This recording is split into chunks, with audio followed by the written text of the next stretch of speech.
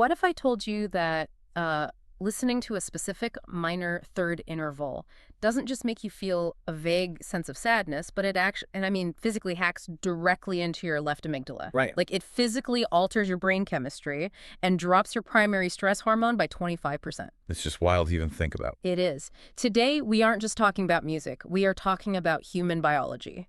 For you listening right now, whether you are, a lifelong music aficionado with a record collection taking up half your living room, or you are just someone frantically searching for scientifically backed ways to de-stress after a brutal week, this deep dive is going to fundamentally change how you hear sound. It really forces a total paradigm shift. I mean, we are so used to thinking of music as an art form, Right. right? A cultural artifact, Yeah. or maybe just entertainment. Light, exactly. Something you put on in the background. No. Yeah. But the material we are unpacking today suggests something far more structural. We are looking at an incredibly sophisticated, ancient map of the human nervous system rendered entirely in sound. And to guide us through this map, we have an absolute gold mine of source material.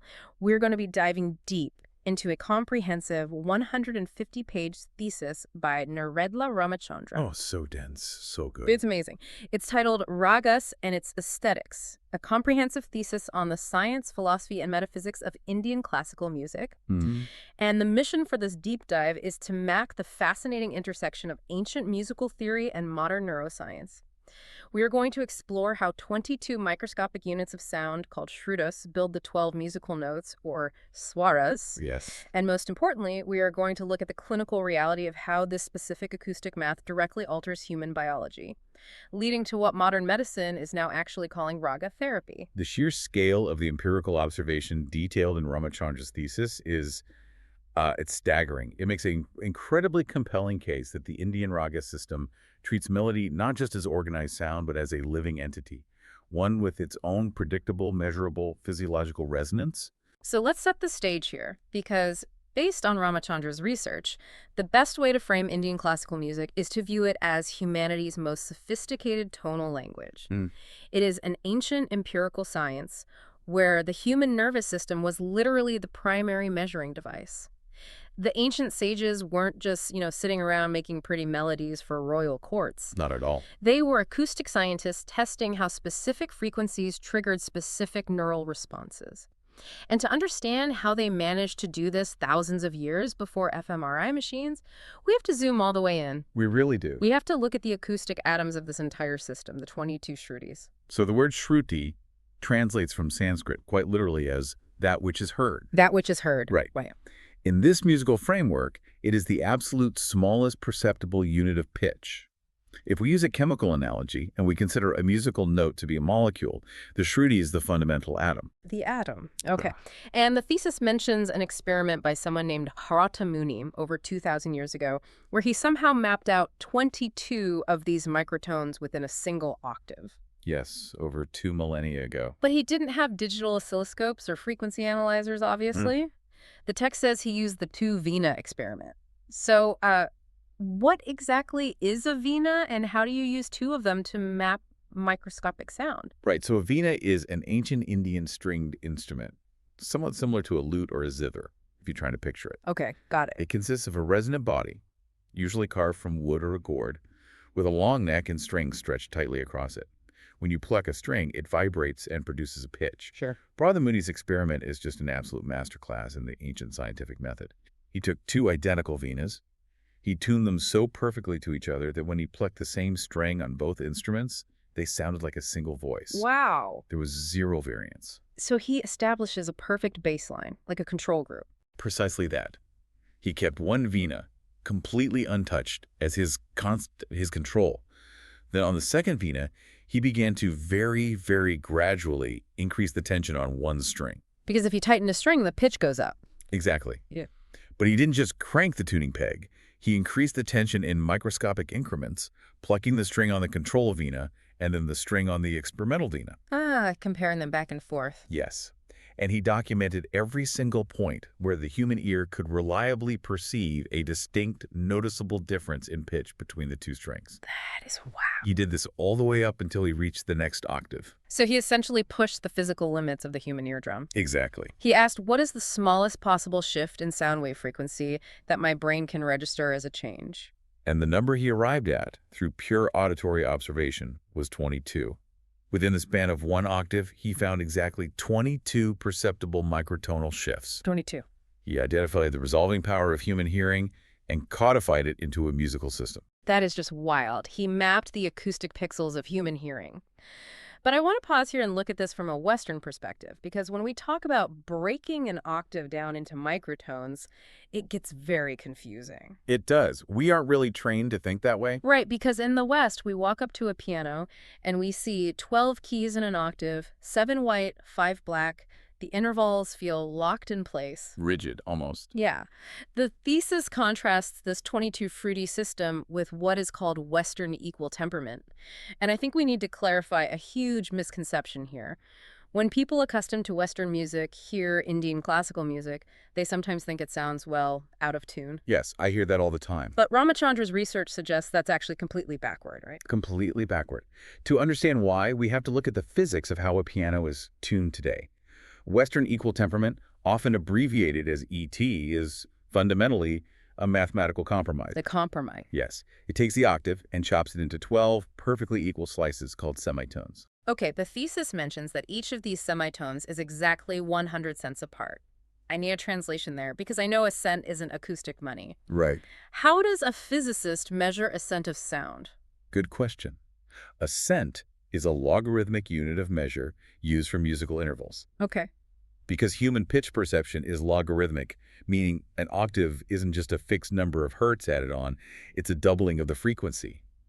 We need a way to measure the space between notes uniformly. So acousticians divided the octave into 1,200 equal parts. Oh, I see. Each of those parts is 1 cent. In Western equal temperament, every single semitone on a piano is forced to be exactly 100 cents apart. A C to a C sharp is 100 cents. A C sharp to a D is 100 cents. So it's an acoustic grid. It makes building pianos, fretting guitars, and modulating between keys incredibly convenient. Extremely convenient. You can transpose a song from C major to F sharp major, and the math works perfectly. The math works perfectly on paper, but acoustically, in the physical air of the room, it is compromised. How? By forcing every interval to be a neat 100 cents, the equal temperament system deviates from the natural harmonic series. With the exception of the octave, every single interval on a modern piano is physically impure. Wait, really? Yes, it is mathematically slightly out of tune with nature. Wait, out of tune with nature, what does in tune with nature actually sound like? Like, what is the natural harmonic series? Think back to the string on the vina. When you pluck a string, it doesn't just vibrate as one long single wave from end to end. Okay. That whole string vibration gives you the fundamental pitch. But simultaneously, the string is also vibrating in halves and in thirds and in quarters and in fifths. All at the same time. All at the exact same time. These smaller, faster vibrations create higher pitches that ring out along with the fundamental note. These are called overtones or harmonics. Wow. They are a physical law of acoustic resonance in our universe. So when I hear one note, I'm actually hearing a whole stack of hidden notes playing simultaneously. Yes. And nature dictates the exact mathematical ratios of those hidden notes. For example, the perfect fifth, say, a C to a G, naturally occurs at a frequency ratio of 3 to 2. Just a clean, simple fraction. Exactly. It's a pure fraction. The natural major third is a ratio of 5 to 4. When two notes are played together using these pure natural harmonic ratios, their overtones perfectly align. They nest inside each other seamlessly. But the piano doesn't do that. No. To make all 12 keys mathematically equal, Western tuning slightly squashes or stretches those natural ratios. Oh, I see where this is going. Right. A piano's perfect fifth isn't exactly 3 to 2. Its major third is significantly sharper than nature's 5 to 4. Oh. Because the ratios aren't pure, the overtones of the notes slightly clash. And what does that sound like? This creates a microscopic, pulsating acoustic interference called beating. It's a subtle wobbling sound in the air. So Western music basically traded acoustic purity for mechanical convenience. Precisely. And that is where the 22 Shruti system diverges entirely. Indian classical music does not use equal temperament. It doesn't care about the convenience of changing keys because the music generally stays anchored to a single root note. The drone is always there. Right. Instead, it prioritizes absolute acoustic resonance. The 22 Shruttis are derived entirely from pure natural harmonic ratios, like 9/8 or 5/4 or 4/3. Because they use these pure fractions, the notes share their hidden overtones perfectly. They lock together. There is no wobbling, no clashing, just this rich, shimmering resonance. It's beautiful. And the thesis highlights a fascinating mathematical alignment regarding these ratios. Yeah. The distribution of the 22 Shruttis corresponds intimately with the Fibonacci sequence. Wait, the sequence where you add the two previous numbers to get the next one, like 1, 1, 2, 3, 5, 8, 13. That's the one. As the Fibonacci sequence progresses, the ratio between consecutive numbers, for instance, 8 divided by 5 or 13 divided by 8, approaches the golden ratio. Which is everywhere. Exactly. It's a mathematical proportion found everywhere in nature, from the spirals of a nautilus shell to the arrangement of leaves on a stem and the shape of spiral galaxies. Ramachandra points out that the frequency ratios of the Shruttis mimic these naturally occurring proportions. That's incredible. This implies the 22 Shruti system isn't something humans invented arbitrarily. It is a discovery of nature's inherent acoustic geometry. Okay, I have to step in here and play the skeptic. I'm putting myself in the shoes of someone listening to us right now. Sure. We are talking about nature's geometry and microscopic 22-part divisions of a scale. Can an untrained listener really hear a microtonal difference of a few cents? Or is this just, highly elite music theory? It's a valid question. Right, because if an Indian musician plays a note that is at 300 cents and then alters it slightly to a Shruti that sits at 315 cents, am I actually going to perceive that? The psychophysics data presented in the thesis addresses this head-on. The short answer is yes, but it requires a biological adaptation. Biological? Yeah. Trained musicians, individuals who have spent decades immersed in this system, can consistently distinguish pitch differences as small as 3 to 5 cents. Wow, 3 cents. Now, an untrained listener who grew up exclusively exposed to the 12-tone Western grid will likely not hear that difference immediately. Their brain will try to round the sound up or down to the nearest piano key it recognizes. Oh, so their brain is auto-correcting the sound based on the software it already has installed. That is a perfect way to describe it. But the research shows that the auditory cortex is highly neuroplastic. Because that can change. Yes. With sustained attentive exposure, typically around 50 to 100 hours of critical listening, the physical structure of the brain adapts. 50 to 100 hours. Your auditory cortex literally trains itself to resolve finer and finer acoustic distinctions. You develop the neural pathways necessary to hear the microtones. That is a phenomenal concept. It's not like learning a cultural code or memorizing facts. It is like upgrading your television from a 1080p display to a 4K display. At first, maybe you don't even notice the extra pixels. But after 50 hours of watching, your optical nerve, or in this case, your auditory cortex, physically builds new pathways to resolve the higher density of data. You are physically training your brain to hear a higher resolution of reality. Which brings a whole new meaning to the act of listening. You aren't just consuming art, you are exercising a sensory organ. So, if the 22 Shruttis are the high-resolution pixels of sound, how do we actually build a picture? How do they clump together to form the molecules of the Indian musical scale? The 12 swaras. Well, the 12 swaras serve as the primary tonal vocabulary. On the surface, it might sound similar to the 12 notes of the Western scale. Right. 7 white, 5 black. Kind of. You have 7 Shuddha, or natural notes, which correspond roughly to a major scale, and 5 Vikrit, or altered notes. Okay. But the crucial difference lies in how those 22 microtonal Shruttis are distributed among these 12 swaras. Because we have 22 atoms to build 12 molecules, the distribution is not perfectly even. Right. The foundational pillars of the scale get more real estate. The thesis explains that sa, which is the tonic or the root note, and pa, which is the perfect fifth, are allocated 4 Shruttis each. Yes, 4 each. And they are designated as achala, a term meaning immovable. They are the absolute anchors of the entire musical universe. They never shift flat or sharp. Never. The concept of the swara introduces one of the most profound philosophical dimensions in Ramachandra's thesis, the doctrine of Svara Brahman. Svara Brahman. Yes. In this tradition, a note is not viewed simply as a stepping stone in a melody or specific frequency of hertz.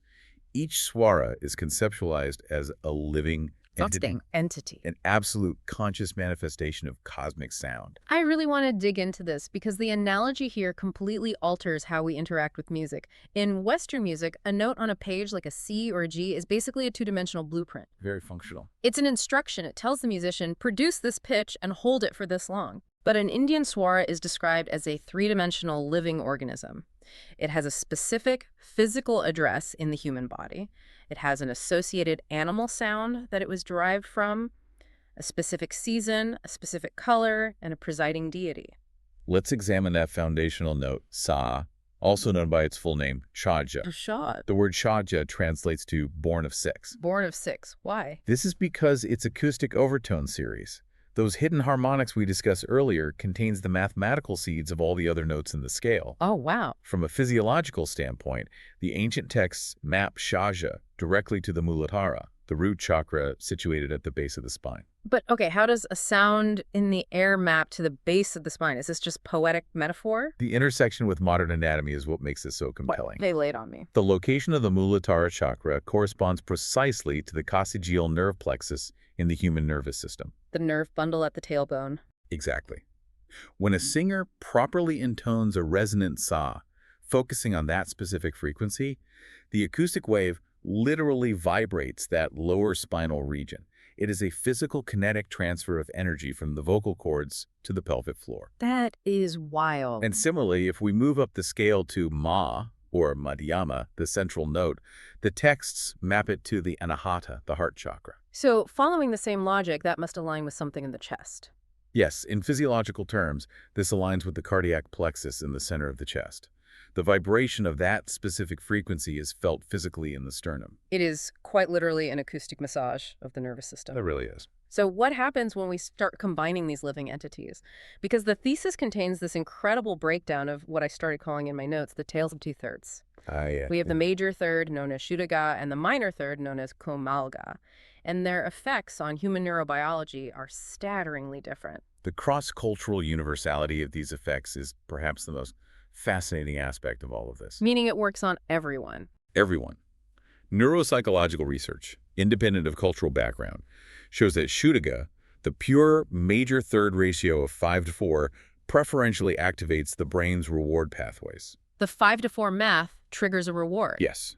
When the auditory cortex processes this specific mathematical fraction, it stimulates the nucleus accumbens. This triggers the release of neurotransmitters that create feelings of joy, confidence, and what the texts describe as solar energy. It's the sound of a sunny day. Exactly. Ugh. But Kamal Ga, the minor third, a ratio of 6:5, initiates a completely different biological cascade. Okay. It universally targets the amygdala, specifically in the left hemisphere of the brain. The amygdala is our emotion and threat processing center, right? That's the alarm bell of the brain. Yes, and specifically, Kamal Ga consistently triggers the neural circuits associated with grief, tenderness, and a very specific emotional state the Indian tradition calls viraha. Viraha translates to the profound ache of separation or deep longing. The crucial point here is that this happens even in listeners who have absolutely no prior exposure to Indian classical music. That's the crazy part to me. Right. It is an involuntary biological response to the pure acoustic ratio of the minor third, locking into our inherited neural architecture. So it isn't cultural conditioning. You don't feel sad because society told you a minor third is sad on a movie soundtrack. No, not at all. It's basically a biological cheat code. The music bypasses your conscious thought and forces your amygdala to process the chemistry of a beautiful sadness. It demonstrates that emotion in this musical system isn't subjective interpretation. It is an objective biological reaction to acoustic geometry. But music isn't static. You don't just sit on a single swara vibrating your amygdala indefinitely. It's about movement. It's about how you get from point A to point B. Exactly. So if we have these 12 swaras and 22 shrudis buried between them, how do musicians actually navigate that space? This is where we enter the realm of the grammar of emotion, specifically through a technique called gamaka. If we try to translate gamaka into Western musical terms, we might use the word ornamentation. Mm-hmm. But that is a massive, almost insulting understatement. Yeah, ornamentation implies it's optional, like you're putting extra frosting on a cake, a trill or a little vibrato that you can leave out without changing the recipe. Right, gamaka is not decorative flair. It is the deliberate structural navigation through the microtonal landscape. It is the journey between the notes. Okay. A gamaka is a highly specific pathway that glides, oscillates, or steps through those hidden 22 shrudis to connect one swara to the next. The meaning of the raga isn't just in the destination notes. The meaning is in the movement itself. It is how the notes hold hands. That's a great way to put it. And to organize all of this complex movement, the ragas rely on a strict tonal hierarchy. It functions like a literal musical government. The thesis explains that every raga has a vadi, which is the king swara. The king note, yeah. This is the absolute emotional center of gravity for the piece, the note that is emphasized the most. And then you have the samvadi, the prime minister swara. Right. And Ramachandra points out a brilliant mathematical rule here. The king and the prime minister always have a consonant relationship. They are mathematically locked to be either 9 or 13 shrudis apart from each other. Which corresponds perfectly to the pure acoustic intervals of a perfect fourth or a perfect fifth. Okay, so it's structurally sound. Exactly.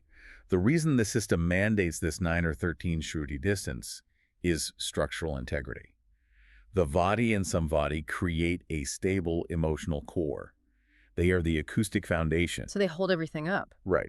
Because the foundation is built on perfect non-beating consonants, the raga is granted the architectural stability to explore extreme tension in other areas without completely falling apart. And they really push the boundaries of tension. This brings us to the strategic use of dissonance, or of vivardi. Yes. And there is one note in particular that reigns supreme in the realm of acoustic tension, tivra ma, the tritone. Tritone. It sits at the exact mathematical midpoint of the octave, with a frequency ratio of 45/32. I want to understand why this specific fraction is so disruptive. To understand the disruption of 45/32, we have to look at wave interference. Remember the pure ratios like 3:2. The ones that line up cleanly? Exactly. The sound waves line up cleanly and reinforce each other. But the ratio of 45/32 is incredibly complex. The waves do not align easily. They fight each other. Yes. Instead, they constantly collide, creating rapid, uneven fluctuations in air pressure. This creates a severe acoustic beating in the inner ear. The hair cells in your cochlea are receiving highly chaotic mechanical input. The ear literally doesn't know how to process the math. In Western music history, this exact interval, the tritone, was famously dubbed the diabolus in musica, the devil in music. The devil in music. During the medieval period, composers actively banned it from liturgical music. The physical sensation of that acoustic beating in the ear was deemed too unsettling, too chaotic, and morally corrupting. But Indian classical music doesn't run away for the devil. It embraces that exact chaotic wave interference. Completely embraces it. But it uses this extreme acoustic tension intentionally. The thesis says it uses tivra ma to evoke adbhuta rasa, the emotion of mystical wonder, or divine transcendence. Yes. When a musician hits that 45/32 ratio, your brain physically refuses to settle. It cannot find rest in the sound wave. It holds you on the edge of your seat, waiting for a resolution that the master musician delays on purpose. The case studies in Ramachandra's thesis illustrate this brilliantly. Let's examine Raga Yaman. Okay, Raga Yaman. This is a foundational raga, and it is built entirely around the tension of that exact note, tivra ma. But the genius of Yaman is that it surrounds that heavy, beating tritone tension with completely bright, natural major notes. So it misses the chaotic waves with pure waves. Yes. The result is a harmonically adventurous landscape that represents the transcendent wonder of the early evening, right as the sun sets. Wow. And the neurological data is fascinating. Listening to a performance of Raga Yaman demonstrably elevates serotonin levels in the brain, and EEG readings show a dominance of alpha brainwaves. Serotonin and alpha waves. Right. Alpha waves indicate a state of relaxed, alert focus. It's a waking, meditative state. So, despite the severe acoustic tension of the tritone, the structural context of the raga makes the brain feel entirely safe and serene. It's the biological equivalent of watching a massive, awe-inspiring thunderstorm from inside a warm, safe house. You feel the power, but you are at peace. That's a beautiful way to phrase it. Now, contrast that bright evening wonder with another case study, Raga Darbori, Canada. Oh, Darbori. If Yaman is the glowing sunset, Darbori is the heavy velvet curtain of midnight. It is built almost entirely on flat or kumal notes, the minor intervals. Yes. And it features this incredibly slow, weighty gamaka, a very heavy, prolonged oscillation on the note komal da, which is the minor sixth. The acoustic architecture of Darbori is designed to be profoundly heavy. The texts describe its effect as a regal night gravity. Right gravity. The slow, oscillating microtonal movement on komal da physically pulls the listener's awareness inward. And the clinical data supports this ancient description entirely. Listening to Darbar Canada actually induces the endocrine system to increase the production of melatonin. No way. Yes, Huh. the hormone responsible for regulating sleep-wake cycles. Furthermore, brainwave activity shifts from alpha into theta wave dominance. Wait, theta waves are what we experience right on the threshold of sleep, or during deep REM dreaming, correct? Yes, or during incredibly deep advanced states of meditation. The acoustic input of Raga Darbari is literally commanding the brain to shift its neurochemistry into a midnight state. That is staggering. It is not merely suggesting the idea of nighttime, it is chemically enforcing it. It is chemically turning your brain into midnight. But there's another structural element in the music that totally caught me off guard, and I want to make sure we don't skip it, and that is the use of silence. Mana. Mana, yes. The thesis talks about how counterintuitive this concept is for most modern listeners. We usually think of silence in music as a rest on a page. Empty space, a pause where the music stops so the musician can take a breath. Right. But in a raga, silence isn't empty space. The text describes it as the invisible resonance of the phrase you just heard, lingering in the acoustic space of the room and in the emotional space of your own mind. The silence is doing just as much heavy lifting as the sound. It is the canvas upon which the sound is painted. Right. The physics of sound dictate that a note doesn't just vanish, its reverberations decay over time. In Indian classical music, that decay, that fading echo antamana, is actively composed. So they plan for the echo. A master musician plays the silence just as deliberately as they play the swaras, allowing the neurological impact of the phrase to fully process in the listener's brain before introducing the next auditory stimulus. So if a single sound wave can dictate serotonin, melatonin, and theta waves, and the silence allows those chemicals to saturate the brain, I want to understand the exact biomechanics of how this happens. It's all mechanics. If I am sitting in a room and a musician sings a slow, low-register phrase in Raga Darbari, how does that physical vibration in the air become a hormone in my bloodstream? We are entering the realm of the neuroacoustics of rasa. In the foundational ancient text on Indian aesthetics, the Natya Shastra, there's a concept known as the Rasa Sutra. The Rasa Sutra. Within this sutra, they describe sattvika. These are involuntary physical responses to an aesthetic experience. Involuntary responses, like what? If you have ever listened to a piece of music and suddenly your eyes well up with tears, or you get full-body goosebumps, a phenomenon they call romanyacha, that is a sattvika response. It's the physical proof that the art has successfully hacked your nervous system. You didn't decide to get goosebumps, the sound wave forced your skin to react. The biological mechanism behind these responses is remarkably precise.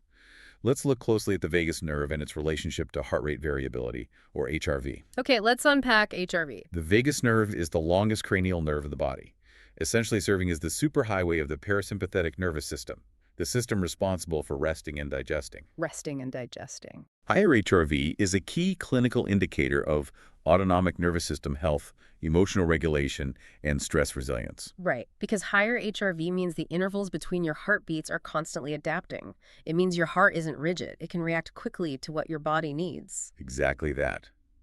Now, how does sound reach the heart? That's the million-dollar question. The vagus nerve has a specific branch called the auricular branch, sometimes known as Arnold's nerve, which surfaces right inside the concha of the outer ear, near the ear canal. It surfaces right in the ear. Yes. Research shows that slow, sustained, low-register frequencies, the exact acoustic profile of the heavy gamakas in Raga Darbari, physically vibrate the tympanic membrane and the structures of the ear in a way that directly stimulates this auricular branch of the vagus nerve. Wait, let me picture this. The low-frequency sound wave hits the ear, physically vibrates the tissue, and that kinetic vibration essentially massages the vagus nerve ending sitting right there in the ear canal. Yes. And once that mechanical stimulation occurs, it translates into an electrical signal. That signal travels from the ear, down the vagus nerve, straight to the cardiac plexus, and directly impacts the sinoatrial node, the natural pacemaker of the heart. So it goes from ear to heart. Yes. It acts as a biological brake pedal.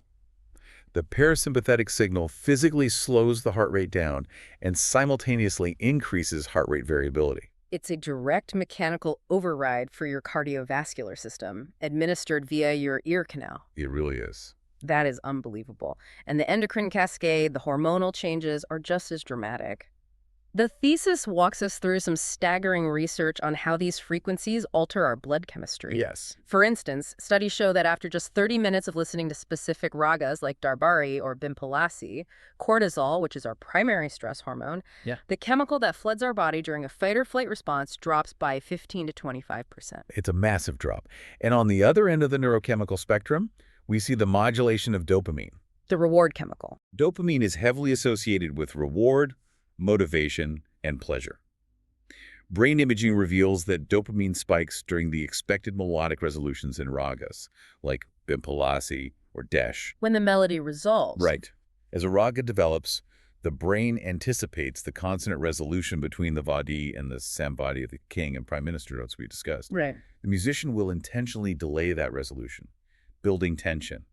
When they finally deliver the consonant-acoustic ratio, the brain's reward pathways light up, flooding the system with dopamine. So the brain predicts the math, and when the math resolves correctly, the brain gives you a chemical reward. Exactly. And what about those goosebumps we mentioned earlier, the romentia? That musical chill, which neuroscientists refer to as frisson, is accompanied by a massive release of endorphins. Endorphins. Endorphins are the body's natural painkillers.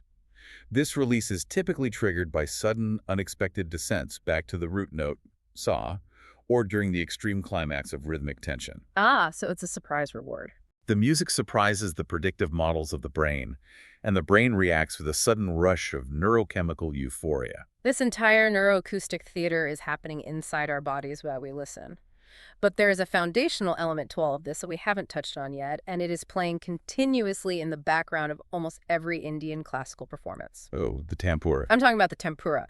If you've ever heard this music, you know that continuous, hypnotic, buzzing drone sound. Before reading Ramachandra's thesis, I just assumed it was a tuning mechanism, Many people do. like an electronic pitch pipe to help the singer stay in key. But it is so much more than that. It is an acoustic reset button for your entire brain. The acoustic profile of the tampura is incredibly unique. It doesn't just play one or two notes. It doesn't. No. When the strings are plucked, due to the specific curvature of the bridge on the instrument, it produces an incredibly complex, sustained harmonic series. So all those overtones again? Yes. A single strum projects frequencies spanning all the way from a low 60 Hz up to over 1,000 Hz. It's broadcasting a massive spectrum of acoustic data. Exactly.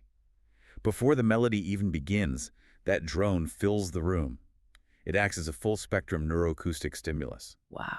Because the frequencies are pure and harmonically aligned, listening to the tampura literally entrains your brainwaves. Entrains your brain waves. Neural entrainment is a process where the electrical pulses of the brain synchronize to the rhythm of an external stimulus. The mathematical periodicity of the tampura's overtone series causes the neural firing patterns of the listener to sync up with the sound wave. So before the singer even opens their mouth to sing the first swara, the drone has already physically aligned the brain waves of everyone in the room. That's exactly what happens. It creates a shared acoustic consciousness. The performer and the listener are neurologically tuned to the exact same frequency grid. It prepares the biological canvas. Now, if we step back and connect this deep biology to the broader implications, if specific tonal patterns yield such predictable, measurable biological outcomes, dropping cortisol by 25%, actively raising heart rate variability via the vagus nerve, spiking dopamine and endorphins, then this ceases to be merely a discussion about art or cultural aesthetics. It becomes medicine. Medicine. If an intervention reliably lowers blood pressure and stress hormones, it belongs in a clinic. Which brings us to the ultimate real-world application of this entire ancient system, raga chikitsa, raga therapy in modern clinical practice. Raga chikitsa has incredibly ancient roots. Historically, the therapeutic application of ragas was mapped onto the Ayurvedic Tridosha framework. The doshas. Right. Ayurveda categorizes human physiology into three primary biological energies, or doshas. Vata, which governs movement and the nervous system. Pitta, which governs metabolism and digestion. And Kapha, which governs structure and lubrication. The ancient text prescribed specific ragas to balance these specific energies. But what is truly remarkable for us today is the modern clinical renaissance of this exact practice within major highly respected Indian medical institutions. We're talking about massive research hospitals like the All India Institute of Medical Sciences, or AIMS, and the National Institute of Mental Health and Neurosciences, NEM The HANS. research coming out of there is fantastic. The data is incredible. Let's look at the research on hypertension or high blood pressure, which is a massive global health crisis. There was an AIMS study where hypertensive patients were prescribed a specific listening regimen. Yes, I know this one. They listened to Raga Vimpalasi in the morning and Raga Darbari in the evening for a period of 8 weeks. Just by sitting and absorbing these specific acoustic structures, their systolic blood pressure dropped by an average of 17.3 millimeters of mercury. To put that in medical context, a reduction of 17.3 millimeters of mercury is massive. It is highly statistically significant and is comparable to the efficacy of standard first-line pharmacological interventions for hypertension. Like actual blood pressure medication. Yes, Yeah. but in this case, the intervention is entirely non-invasive with zero chemical side effects. They lowered blood pressure using math and sound waves, and the applications extend far beyond cardiovascular health into cognitive neurology. Let's talk about the NEM HANS study involving patients with mild Alzheimer's and dementia. Oh, this study is so beautiful. They utilized Raga Bhupali alongside familiar ragas from the patient's youth. The clinical results showed measurable improvements in short-term recall and significantly reduced agitation and anxiety in the patients. Yes. But my immediate question when reading this was, how does music bypass Alzheimer's disease? Memory is failing, cognitive function is deteriorating. How does a raga cut through that pathology? It reveals something fundamental about our neural architecture. The auditory processing centers of the brain, combined with the deep limbic structures that process emotional resonance like the amygdala we discussed earlier, are remarkably resilient. They survive the disease longer. Exactly. In the progression of Alzheimer's pathology, the hippocampal memory systems, which handle declarative memory like names and dates, are typically devastated early on. Right. However, the limbic system degenerates at a much slower rate. So the music uses the back door of the brain when the front door is locked. That is precisely it. The raga bypasses the damaged hippocampus and leverages the surviving resilience of the emotional brain to stimulate cognition and bring the patient back to a state of calm awareness. It's incredible. Now, it's one thing to be a passive listener sitting in a chair while a raga lowers your blood pressure, but the thesis also highlights a practice called nada yoga. And this shifts the paradigm from passive listening to active creation. Nada yoga translates to the yoga of sound. In this practice, the individual actively vocalizes the swaras. So you're singing. You aren't just letting the sound wave hit your eardrum. You are generating the sound wave with your own body. The thesis describes how, when you hum a sustained, low-frequency sar, the physical vibration isn't just external. The kinetic energy vibrates your vocal cords, which reverberates through the hollow cavities of your chest, your sternum, and your sinuses. It creates a closed biological feedback loop. A feedback loop. You are vibrating your own vagus nerve from the inside out, massively amplifying the parasympathetic healing effect. And we see evidence of this amplification extending beyond the individual into group dynamics. Let's look at the research from the HeartMath Institute on physiological synchrony. Yes, the group studies. Their studies monitor the biological rhythms of large groups of people.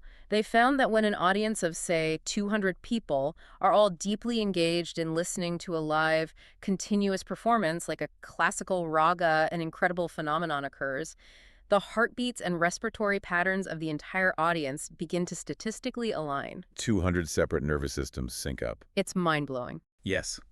They synchronize with the acoustic periodicity of the raga, and consequently, with each other.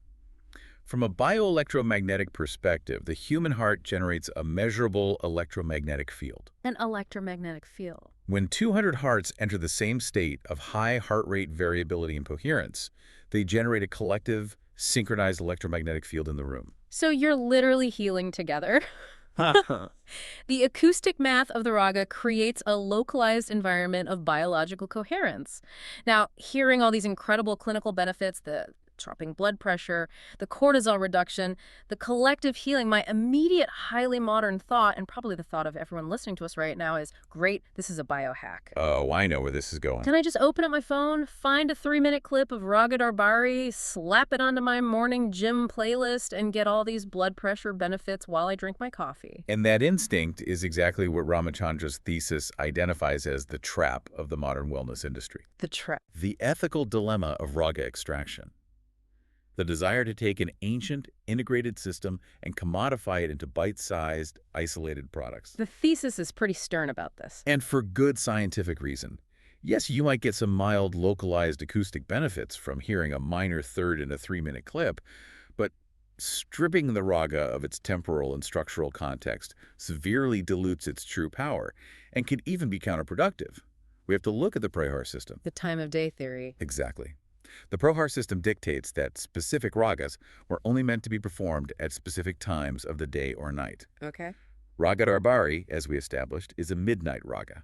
Its entire microtonal architecture is designed to mimic and induce the deep, heavy parasympathetic state of the late night. So playing it in the morning is bad. If you listen to a clip of Darbari at 8 in the morning while drinking an espresso and answering work emails, you are forcing your nervous system into a state of severe biological cognitive dissonance. Your cortisol is naturally trying to rise to wake you up for the morning, while the sound wave entering your ear is violently commanding your brain to produce melatonin and shut down for sleep. Furthermore, a raga is a complete, temporal, living entity. It requires the slow, methodical unfolding of the alap, the unmetered, meditative introduction of the performance, to properly build that acoustic world and entrain the brainwaves. You can't skip the intro. You cannot rush the vagus nerve. A fast food, 3-minute wellness fix cannot replicate the profound, systemic physiological shift of a sustained, properly contextualized 45-minute performance. It's like trying to get the health benefits of running a marathon by just sprinting for 30 seconds. You can't just extract the clinical vitamin and ignore the whole biological fruit. Well said.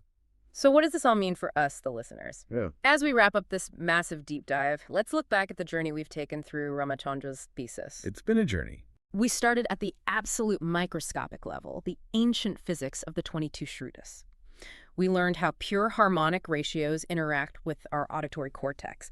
We saw how those microtones build the three-dimensional living organisms of the 12 swaras. And how the intricate glides of the gamaka navigate the emotional space between them. We explored the tale of two-thirds and the tension of the tritone. And finally, we traced how that precise acoustic math reaches directly into our ear canals, down our vagus nerve, altering our hormones, our heart rate, and our brain waves, culminating in the undeniable clinical reality of raga therapy in modern hospitals.